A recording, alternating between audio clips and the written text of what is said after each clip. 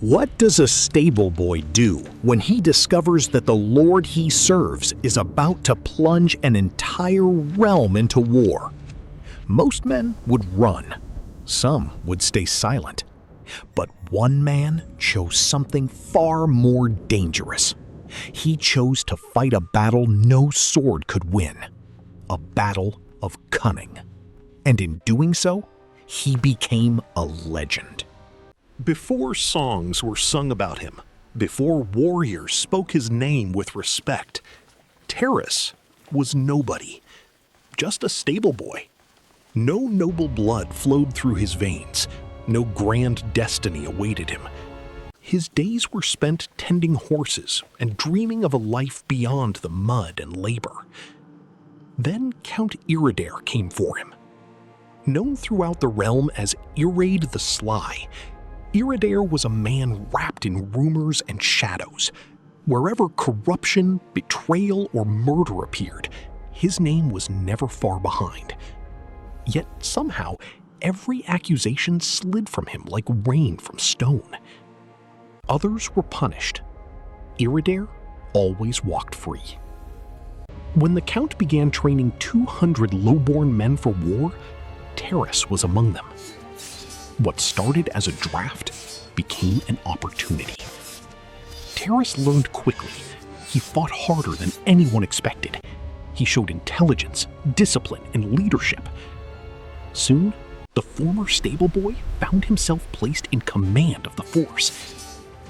But the higher he rose, the more he understood the truth. And the truth terrified him. The army was never meant to defend anyone. It was a weapon in a scheme. Iridare planned to disguise his soldiers in unmarked armor and send them to raid lands belonging to a neighboring lord, Sir Saul the Thunder. The attack would appear to be the work of mercenaries. Sir Saul, famous for his sharp mind but fiery temper, would suspect Iridare immediately and retaliate. That was exactly what Iridare wanted. When Sir Saul struck back, Iridare would cry innocence, claim victimhood, and launch a full invasion. Sir Saul would die before anyone uncovered the truth, and Iridare would seize his lands.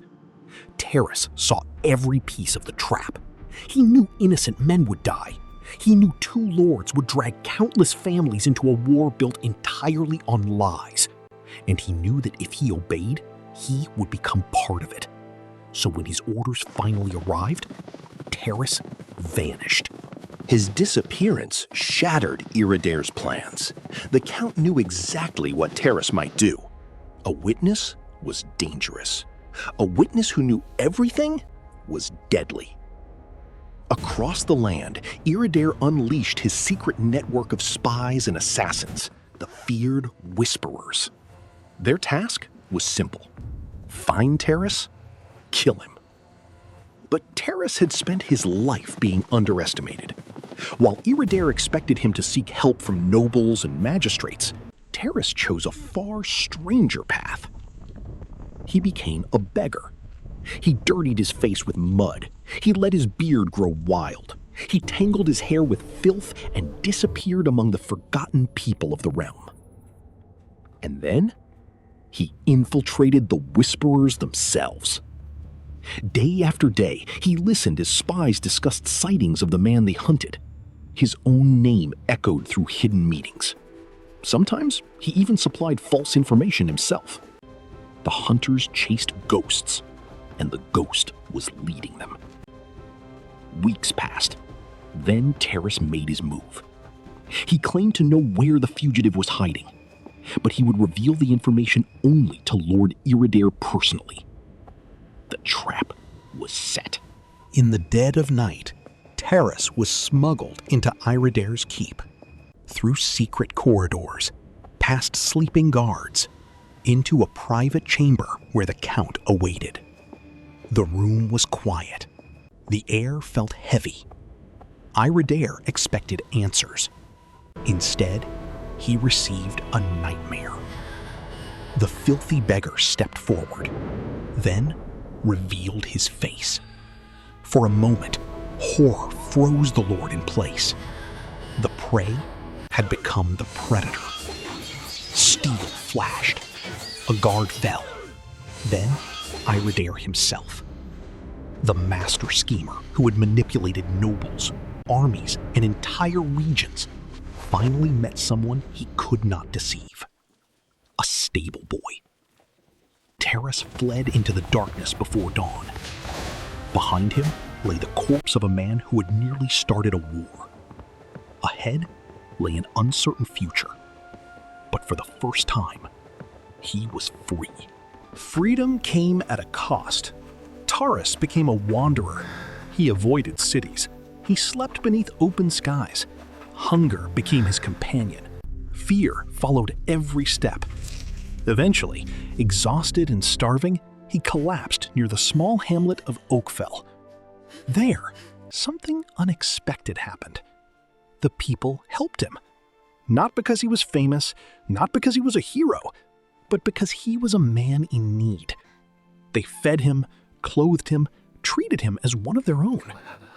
When his strength returned, Taurus repaid their kindness. He trained their men, guarded their homes, and ensured they could defend themselves before moving on. Years became decades. Taurus crossed the lands of Teleria as a sellsword under many names. Bards sang stories about him, though most were wildly exaggerated. Yet he never sought glory. Instead, he perfected his craft. He chose honorable contracts. He fought for those who could not fight for themselves. And as age carved lines into his face and turned him stoic, he never forgot where he came from. He never forgot the poor, the forgotten, the people forced to struggle for every scrap of dignity. Then, in the twilight of his long journey, fate placed another legend in his path. A woman known as Marichka the Unbreakable. And with that meeting, Taurus's greatest chapter was about to begin. Because the stable boy who outwitted a lord had not yet reached the end of his story.